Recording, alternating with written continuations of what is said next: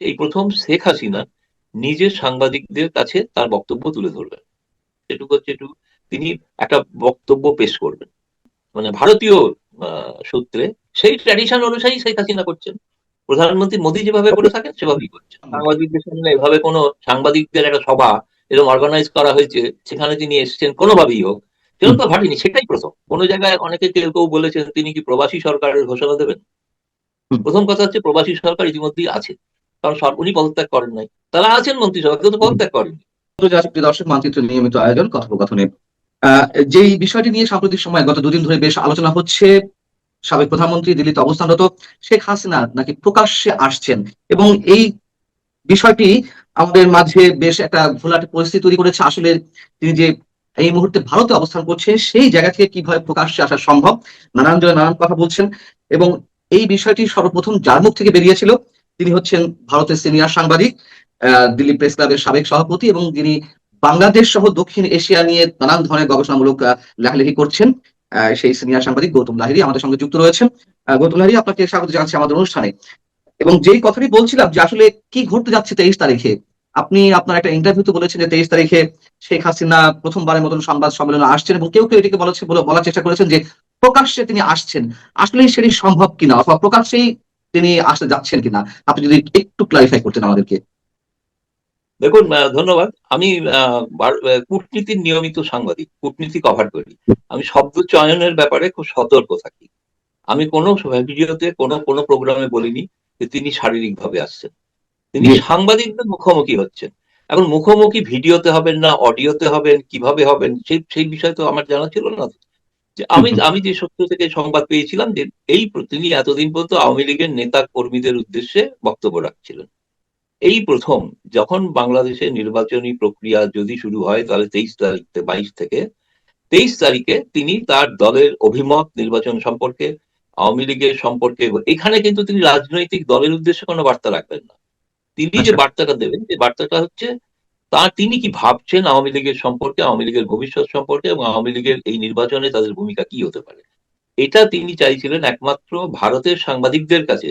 তিনি এখন পর্যন্ত সাংবাদিকদের কাছে ব্যক্তিগতভাবে ইমেলে প্রশ্ন উত্তর দিয়েছেন, জবাব দিয়েছেন। কিন্তু এখন কালেকটিভলি ফরেন করেসপন্ডেন্ট ক্লাব, সেটা হলো যারা ভারতে বিদেশি সংবাদপত্রের সঙ্গে অভারতীয় সংবাদপত্রের মধ্যে কাজ করেন, সেই সাংবাদিকদের সংগঠন, এবং সেই সাংবাদিকদের মধ্যে পশ্চিমা বহু সংগঠনও আছে। তারা অর্গানাইজ করেছেন এই মিটিংটা। তারা মিটিংটা অর্গানাইজ করছেন, তা আমি প্রথমে সেই জন্যই জানতে চেয়েছিলাম মিটিংটা এর মাহাত্ম। কয়েকদিন আগে তো জাতীয় প্রেস ক্লাবে তো একটা তারা তাদের বক্তব্য রাখলেন, বললেন এটার একটাই বার্তা, একটাই নতুনত্ব দিক, সেটা হচ্ছে এই প্রথম শেখ হাসিনা নিজের সাংবাদিকদের কাছে তার বক্তব্য তুলে ধরবেন। এখন এই বক্তব্য তুলে ধরার ক্ষেত্রে তিনি সশরীরে আসছেন এমন কথা আমি বলি। আমি কিন্তু এখনো গোটা ব্যাপারটা অতটা ক্লিয়ার নই। আমি যেটুকু ক্লিয়ার সেটুকু হচ্ছে তিনি একটা বক্তব্য পেশ করবেন। এই বক্তব্যটা, আচ্ছা, ভিডিও আমি যেটা পরে জানতে পেরেছি, মানে ভারতীয় সূত্রে, সরকারি সূত্রে, সেটা হচ্ছে ভিডিও সম্পর্কে সম্ভবত সেটা করা সম্ভব নয়। এই কারণেই তার লোকেশনটা, তিনি যেখানে আছেন লোকেশনটা জানা যাবে, এবং তার ফলে তার নিরাপত্তার জন্য এটা খুবই ঝুঁকিপূর্ণ বিষয়। ফলে এখন ধরে নেওয়া হচ্ছে তিনি অডিওতে। প্রথম কথা হচ্ছে যে বিষয়টা বাংলাদেশের মানুষ বা বাংলাদেশের সাংবাদিক মহল যারা বলছেন তারা এটা বুঝছেন না, যে সাংবাদিক একসঙ্গে কয়েকশো সাংবাদিকের সামনে তিনি কথা বলবেন, গণভবনে সাংবাদিকদের সঙ্গে কথা। এবার প্রশ্নটা আছে অনেকেই, তাহলে প্রশ্ন উত্তর কি করে হবে, স্বাভাবিক প্রশ্ন আপনার। সেখানে প্যানেলে যাদের নাম উল্লেখ করা আছে তারা তাদের সাধ্যমতো ব্যাখ্যা দেওয়ার, উত্তর দেওয়ার চেষ্টা করবেন। কিন্তু এটা আমি শুনেছি সম্ভবত যার যা প্রশ্নের পরেও অসন্তুষ্ট হলে, প্রশ্ন সম্পর্কে যে সঠিক জবাব না পাওয়া গেলে, প্রত্যেকে চাইবেন, সাংবাদিক চাইবেন যে শেখ হাসিনা বলেছেন, এই কোট করতে চাইবেন। সেই জন্য সেটার পথ একমাত্র ভেবে রাখা আছে শুনেছি, সেটা হচ্ছে যে প্রশ্নটা তাকে ইমেলেই পাঠাতে হবে। এখন ইমেলে কখন তিনি জবাব দেবেন সেটা এখন আমি জানি না, ফলে এটা কোনো, এই যে তিনি, এটা ঘটনা, তিনি ভারতীয় নন, তিনি ভারতীয় অভারতীয় যৌথ একটা সাংবাদিক সম্মেলন হচ্ছে। সেই সম্মেলনে শেখ হাসিনা উপস্থিত থাকছেন। এই বিষয়ে ব্যাকরণগত যাই ত্রুটি থেকে থাকুক, তিনি শারীরিকভাবে থাকছেন কি থাকছেন কথা আমিও বলিনি কখনো, আমি আজও বলছি না।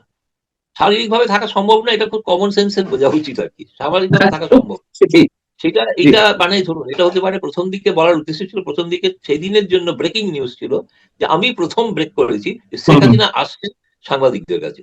এইটুকুই খবর। এই খবরটাই এখন তার নানা রকম অর্থ হয়ে মানে হয়ে আমার কথা নানা রকম ব্যাখ্যা করে ইন্টারপ্রেট করে অনেকে অনেক কিছু বলছেন। এটা বাংলাদেশে যে প্রচলন আছে রীতি, সেই রীতিটা ভারতে নেই। সেটার জন্য ভারতের রীতি আছে পররাষ্ট্র মন্ত্রণালয়, সেখানে প্রশ্ন উত্তর হয়, বাকি জায়গায় প্রশ্ন উত্তর হয় না। সেই ট্র্যাডিশন অনুযায়ী শেখ হাসিনা করছেন, প্রধানমন্ত্রী মোদী যেভাবে করে থাকেন সেভাবেই করছেন। তাহলে 23শে জানুয়ারির স্পেশাল সিগনিফিকেন্ট মানে আমরা যদি জানার চেষ্টা করি সেটা কি, যে আমরা প্রথমবার মতো আমরা তো সংবাদ সম্মেলন। আমি তো বলছি ব্যক্তিগত সাংবাদিক হিসেবে আমি খুব অধীর আগ্রহ অপেক্ষা করেছি, অধীর আগ্রহ। আজকে পর্যন্ত যা জানতে পারিনি সেটা হয়তো সেদিন জানবো।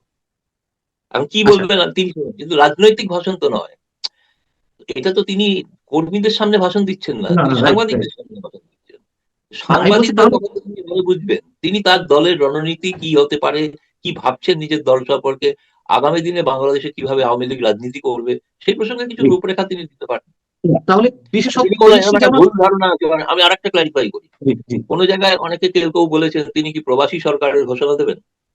হুম, প্রথম কথা হচ্ছে প্রবাসী সরকার ইতিমধ্যেই আছে, কারণ উনি পদত্যাগ করেন নাই। কেউ কম ভারতের তাদের দেশের সংবিধান অনুসারে যে কথাটার ব্যাখ্যা দিয়েছিল নওফেল জাতীয় প্রেস ক্লাবে, যে একটা ডি জুড়ে হয় একটা ডি ফ্যাক্টো হয়। ডি জুড়ে মন্ত্রিসভা তারা আছেন, মন্ত্রিসভা, কেউ তো হুম, পদত্যাগ করেনি। পদত্যাগ করতে রাষ্ট্রপতিকে করতে দেননি, কেউ দেখাতেও পারবেন না বাংলাদেশ থেকে যে পদত্যাগ করতে দিয়েছে। তারা আছেন, তারা শারীরিক ভাবে সেখানে উপস্থিত নেই, ডি ফ্যাক্টো তারা নেই, কিন্তু ডি জুড়ে কিন্তু ওই তারা আছেন। এই ইংরেজি শব্দ ডি জুড়ে ডি ফ্যাক্টো। জি ফলে ডিফেক্টো তিনি তো হিসেবে কাজ করছে প্রধানমন্ত্রী বিষয়টি। আছেন।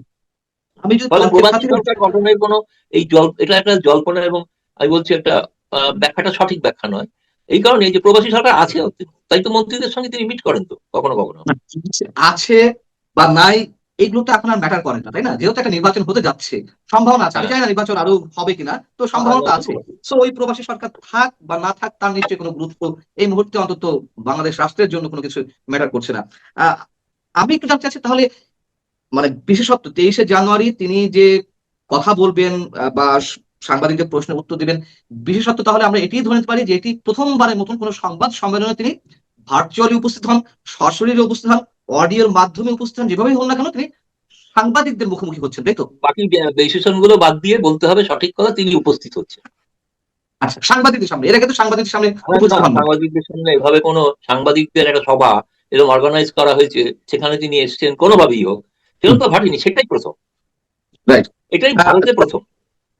তাহলে এবার আমার প্রশ্ন, যেহেতু তিনি ভারতে রয়েছেন, অবস্থান করছেন, আশ্রয় নিয়ে আছেন, তার বিরুদ্ধে এর মধ্যে একটা মামলায় রায় হয়েছে, আরেকটি মামলায় রায় হচ্ছে, সেই জায়গা থেকে এমন কোনো ব্যক্তি ভারতে বসে কোনো সংবাদ সম্মেলনে উপস্থিত হতে পারেন কিনা এ বিষয়ে ভারতের আইন কি বলে? কোনো ধরনের রেস্ট্রিকশন কি থাকার কথা নয়, নাকি তার জন্য উন্মুক্ত করে দেওয়া হয়েছে সবকিছু শেখ হাসিনার জন্য? ভারত তো জানি না, ভারত সরকার জানি না তার কি শাস্তি হচ্ছে, আর বাংলাদেশ সরকার তো জানায়নি জানিয়েছে তো, কি শাস্তি নোট হয়েছে, নোট সে তো নোট আপনারা পাঠিয়েছে। জানেন। আরে নোট ভারবালে বলেছেন ফেরত দিন, কিন্তু কি শাস্তি হয়েছে, বিচারের প্রক্রিয়া কি, কিভাবে বিচার হয়েছে। প্রথম কথা, আইসিটি নামক বস্তুটি আন্তর্জাতিকভাবে ভারত তার সিগনেটারি না, তাদের যা খুশি তাকে যদি শেখ হাসিনাকে মুক্তিও দিতেন সেটাও ভারতের যায় আসে না, সেটা যদি শাস্তিও দেন যায় আসে না। ভারত ওই ব্যাপারটাকে স্বীকারই করে না, ওই রায়টাকে তো স্বীকার করা হচ্ছে না। আমাদের কাছে তিনি যখন, আমরা 5ই আগস্ট থেকে দেখবো, Sheikh Hasina on 5th August যেদিন ভারতে ল্যান্ড করেছেন, সেদিন তিনি নিরপরাধ, কোনো অভিযোগ তার বিরুদ্ধে নেই, আইনত কোনো অভিযোগ নেই, এফআইআর নেই। ফলে সেদিন যদি থাকতো সেদিন এই প্রশ্নটা করাটা সঠিক ছিল। ফলে তিনি যখন পৌঁছে গিয়েছেন ভারতে এবং ভারতে প্রায় 17 মাস আছেন, তার পরবর্তীকালে সেগুলো বাংলাদেশ সরকারের আফটার থট। মানে তিনি যখন, আমরা একজন নিরপরাধ নাগরিককে আশ্রয় দিয়েছিলাম, ভারত সরকারের মত হচ্ছে নিরপরাধ একজন নাগরিককে আশ্রয় দিয়েছে, তার বিরুদ্ধে ফাঁসি হয়েছে না মুক্তি পেয়েছে না যাবজ্জীবন হয়েছে, সে নিয়ে আমাদের তো ছিল পরের ব্যাপার, সেগুলো তাদের জানাতে হবে না। আইসিটি রায় কি আপনি পড়তে পেরেছেন এখনো? না, পূর্ণাঙ্গ রায় তো আপনি আমাদের সামনে পড়েছেন? এখন প্রকাশ পায়নি। পূর্ণাঙ্গ রায় তো তাহলে প্রকাশ পায়নি। একটা রায় দেওয়ার পর কোথাও ঘটেছে কোনো আদালতে যে একটা রায় হওয়ার পর রায় প্রকাশ করা হয় না? কিন্তু মানে কি কিন্তু ওই রায়টা তো হাস্যকর রায়, কারণ ওই রায়টা তো প্রকাশ করলে ধরা পড়ে যাবেন, সেই জন্য রায়টা প্রকাশ করছেন না। হিম্মত থাকে রায়টা প্রকাশ করুন আগে। কিন্তু জিনিসটুকু তো জানা গেছে যে তার রায় কি এটা কি অবস্থা বাংলাদেশের থাকছে। ভৌগোলিক সীমানার মধ্যে, বাংলাদেশের ভৌগোলিক সীমানা, তাকে ফাঁসি কিন্তু দিন, কিন্তু মুক্তি কিন্তু দিন, তাকে যা ইলিশ খাওয়ান, রাবড়ি খাওয়ান, যা কিছু করেন, সেটা বাংলাদেশের ভৌগোলিক সীমানার মধ্যে। কিন্তু তারপরে বাংলাদেশ তার সরকার তো আনুষ্ঠানিকভাবে ভারতের পররাষ্ট্র ফেরত দিন। মন্ত্রণালয়ে জানিয়েছে, এবং ভারতের পররাষ্ট্র মন্ত্রণালয়ের মুখপাত্র শ্রী রণধীর জয়সওয়াল তিনি উত্তর দিয়েছেন যে আমরা পর্যবেক্ষণ করছি। তার মানে জানিয়েছে না, বাংলাদেশ সরকার। আমরা পর্যবেক্ষণ করছি, আইনি পরামর্শ নিচ্ছি ইত্যাদি। আইনি পরামর্শ চলছে তো, নেওয়া চলছে এখন আইনি পরামর্শ। আরো 17 মাস আচ্ছা, লাগবে আইনি পরামর্শ যেতে। তাহলে মোটামুটি প্রথম বলতে কথা, পারি তারা যে রায়ের কপিটা এখনো, আমি বলছি দয়া করে বাংলাদেশ সরকারকে অনুরোধ করুন রায়ের কপিটা ভারতে পাঠিয়ে দিতে। তাহলে তাদের আচ্ছা, বলার অনেক কিছু মুখ থাকবে। কারণ আমরা এখান থেকে সেই রায়টা আবার আপনারা পড়তে পারেননি তো, আমরা এখানে আমাদের কাগজে প্রকাশ করে দেবো। সেই রায়টা ওখানে আগে পাঠাতে বলবো। কিন্তু ওই রায়ের প্রতিটি অংশ ধরে ধরে আমাদের একটি ব্যাখ্যা বেসরকারি ভাবে দেওয়া হয়েছে, মানে আওয়ামী লীগ থেকে নয়, বেসরকারি ভাবে দেওয়া হয়েছে। সেটা রয়েছে আমাদের কাছে। আইসিটি ট্রাইব্যুনাল নিয়ে রায় নিয়ে যদি আলোচনা করতে হয় একদিন, বিশেষ অনেক সময় লাগবে। দীর্ঘ প্রায় 12 পাতার একটি জবাব আছে আমাদের। 12 পাতার জবাব আমাদের কাছে আছে, যেটা আপনাদের দিলে আমরা তখন দেবো, বলবো। ও মানে জবাব অলরেডি তৈরি করা আছে, জবাব যে তৈরি করা ফেরত আছে, সেই জবাবটা তৈরি করা আছে বেসরকারি, সেটা বাংলাদেশ সরকারকে জানার আগে তো বাংলাদেশ সরকারকে জানাতে হবে না যে কি কি। প্রথম প্রশ্ন, আইসিটিটা গঠিত হলো কি করে? যে দেশে পার্লামেন্ট নেই সে দেশে অর্ডিন্যান্সের মাধ্যমে গঠিত হলো কি করে? এগুলো স্বাভাবিক গণতান্ত্রিক সভ্য সমাজে যেভাবে হয়। বাংলাদেশ একটা অসভ্য সমাজ তো, ওটা সভ্য সমাজ নয়। তৃতীয়ত হচ্ছে যে এখানে বিচারপতিরা নিয়োগ হলেন কি করে, তাদের ব্যাকগ্রাউন্ড কি, কিভাবে তারা বিচার নিযুক্ত হলেন, কে নিযুক্ত করলেন। এইটার পরে আসবে আচ্ছা অপরাধীকে সুযোগ দিয়েছিলেন কি দেননি, তার আইনজীবী কি ছিল, তিনি ন্যায্য বিচার পেয়েছেন কি পাননি, তিনি যদি যদি পেয়ে থাকেন তারপরে যে রায় দিলেন, রায়টা দেওয়ার যুক্তিগুলো কি কি, এসব বিশদ দিতে হবে। প্রায় 500 পাতার রায় তো, 1000 পাতার ব্যাখ্যা সমেত জমা দিতে হবে। আচ্ছা, মানে তাহলে জবাবটাও তৈরি হয়ে আছে বেসরকারি ভাবে, বেসরকারি বলতে ধরুন বলতে পারেন অফ দ্য রেকর্ড, বলতে যা বোঝায়। আচ্ছা, আচ্ছা, তার মানে ভারতের সব সরকারি হিসেবে সাংবাদিকের কাছে রয়েছে আছে, এটা। ভারতের জি, সব সাংবাদিকের কাছে আছে। সব সাংবাদিক আছে। মেজর মেজর, আমি সবসময় বলছি ভারতের সাংবাদিকের সংখ্যা তো কয়েক লক্ষ হবে, আমি তা বলছি না, তাহলে কিন্তু তো আমি নিশ্চয়ই বলছি মেজর আপনার কাছেও আছে। সাংবাদিকদের কাছে। না, ঠিক আছে, অবশ্যই আপনি তো অবশ্যই মেজর আছে। মেজর আমি সাংবাদিক। আজকে এই কারণে আমি যেহেতু বাংলাদেশের উপর চর্চা করি, আমি বাংলাদেশ জি, জি, নিয়ে হ্যাঁ, আমার একটা গবেষণার বিষয়, সেই কারণে জি, আপনাদের এই যে ভোলকার রিপোর্ট যে কথাগুলো সেদিনকে বললেন ওনারা, হ্যাঁ, হ্যাঁ, ভোলকার রিপোর্টের নিচে লেখা আছে এটা কিন্তু কোথাও আমরা ভেরিফাইড তথ্য নয়, ডিসক্লেমার দেওয়া আছে। অথচ হুম, তার হুম, ভিত্তিতে আইসিটি ট্রাইব্যুনাল হয়েছে, তার ভিত্তিতে রায় হয়েছে। বুঝেছেন, জি, ভোলকার নিজেকে বাঁচিয়ে রেখেছে, কারণ ভোলকারের ভিতরে নালিশ হবে এবার। নালিশ হওয়ার কথাটা প্রচারিত হওয়ার সঙ্গে সঙ্গেই কিনা আমি জানি না, যিনি আইসিটি ট্রাইব্যুনালের কয়েক মিলিয়ন ডলারের আইনজীবী তিনি রিজাইন করলেন গতকাল, তাই না? হুম, হুম, হুম, হুম। আমি শুনেছি তো, তিনি তারপর আমি ব্রিটিশ সরকারের বাংলাদেশের পক্ষ খবর থেকে বলা সংবাদ হচ্ছে নবায়ন, তার চুক্তির মেয়াদ নবায়ন করা হয়নি। না না না, এরকম একটা মহামূল্যবান একজন আইনজীবী, সরকারের বা না রাষ্ট্রপক্ষের তা তো পক্ষ নয়, থেকে বলা খবরটা হচ্ছে। হচ্ছে তিনি পদত্যাগ করেছেন, এবং যেগুলো জানিয়েছেন বাগম্যান। বাগম্যান তার টুইটে বলেছেন যে উনি পদত্যাগ করেছেন। আমি বলছি এবার জি, বাংলাদেশ সরকার ব্যাখ্যা দিতে পারে যে ওটা পদত্যাগ না নবীকরণ। হুম, হুম, হুম। বাগম্যান তো একটা সময়, বাগম্যান খুব হাসিনা ভক্ত মানুষ, এরকম কেউ বলবেন না। না, রাইট। আমরা প্রায় শেষ পর্যায়ে একটু জানার চেষ্টা করবো যে তাহলে 23শে জানুয়ারিকে কেন্দ্র করে যা কিছু হ্যাঁ, চলছে ওইটা বা তো আপনি যে ব্যাখ্যাটা আপনাদের দিলেন, সকলের আমরা কি জন্যই ধরে নিতে বলে পারি রাখি, তাহলে? ওটা হচ্ছে এফসিসি, তার একটা ফেসবুক ওয়েবসাইট আছে, ফেসবুক আছে, ঠিক আছে? হুম, হুম, ফেসবুক ওয়েবসাইটে গেলে যারা, যদি আপনি ওখানে দেখতে পান, আপনাদের ওখানে যদি ব্লক না করে দেয়, তাহলে ওটা আপনি তখন, আমি সরাসরি ইউটিউবে হবে কিনা, ওরা একটা যে আমন্ত্রণ পত্রটা আমি আপনাকে পাঠিয়ে দেবো, আমন্ত্রণ পত্র লেখা আছে নিচে কিভাবে দেখতে পাবেন এটা। আচ্ছা, তো ফলে এটা আপনারা চাইলে দেখতে পারেন যদি ওখানে ওটা ব্লক না হয়ে থাকে। আচ্ছা। তাহলে মোটামুটি আপনার কাছ থেকে যেটুকু জানতে পারলাম তার থেকে এটুকু বলতে পারি যে তাহলে শেখ হাসিনার জন্য মোটামুটি সংবাদ সম্মেলন তো খুবই একটা সিগনিফিকেন্ট বিষয়, তাই না? এটিতে যখন তিনি ফেস করতে পারেন সেটি যেভাবেই হোক, শুধুমাত্র তিনি শারীরিকভাবে অথবা ভিডিও মাধ্যমে উপস্থিত হতে পারছেন না, বা তাকে হতে দেওয়া হচ্ছে না তার সিকিউরিটির কারণে। যদি এটুকু না থাকতো তাহলেও তিনি মোটামুটি ভার্চুয়ালি যুক্ত হতে পারতেন, বা তার জন্য সব ধরনের কাজ বাজ মোটামুটি পারমিটেড, তাই তো? তো ধীরে ধীরে তো বুঝতেই পারছেন, ধীরে ধীরে সবই তো একটু একটু একটু করে বেরোচ্ছে তো, একটু একটু করে খোলস ছাড়ানো বলে যাকে, একটু একটু করে তো হচ্ছে, ধীরে ধীরে ধীরে ধীরে আচ্ছা, হচ্ছে তো। আহ আপনার কাছে আমার শেষ যে বিষয়ে জানতে চাওয়া, আমরা প্রায় অবশ্যই শেষ পর্যায়ে চলে এসেছি, যে এই নির্বাচন যেটি হওয়ার সম্ভাবনা রয়েছে সেটিকে কেন্দ্র করে বিশেষ আর কোন নতুন তথ্য আপনার কাছে আছে কিনা ভারতের পক্ষ থেকে, বা ভারত কি চাইছে? না, ভারত চাইছে, এটা ঘটনা, ভারত চাইছে একটা নিরপেক্ষ, অবাধ এবং সম্ভব হলে ইনক্লুসিভ, কিন্তু ইনক্লুসিভ হওয়া তার কোনো সম্ভব নেই, কারণ আওয়ামী লীগ তো কেউ নমিনেশন দাখিল করতে পারেনি, তো সময় পেরিয়ে গেছে। তাহলেও কিন্তু ভারত এখনো চাইছে যে একটা, তারা বলবেন যে ইনক্লুসিভ নির্বাচন হলে ভালো হয়, তাদের চাইবেন যে দরকার হলে আওয়ামী লীগকে পার্টিসিপেশন করানোর জন্য যদি নির্বাচন পেছানোর দরকার হয় তাহলে নির্বাচন পেছানো হোক, পিছিয়ে আওয়ামী লীগকে সুযোগ দেওয়া হোক। আর যদি না হয় নির্বাচন হয়েই যায়, ধরুন আপনার যখন আইসিটি যেমন জোর করে একটা সাজা দিয়েছে, শাস্তি দিয়েছে, সেরকম যদি জোর করে একটা নির্বাচন হয়েই যায়, এই নির্বাচনে তো দুটি দিক আছে না, একটি হচ্ছে রেফারেন্ডাম, গণভোট, আর একটি হচ্ছে সাধারণ নির্বাচন। এখন আমি গণভোট নিয়ে কিন্তু খুব একটা দ্বিধা নেই, গণভোটটা হয়ে যাবেই, ওটা ইউনুস করাবেই, ওটা কেউ রুখতে পারবে না। কিন্তু বাকি ভোটটা হবে কি হবে না এই নিয়ে ডাউট আছে।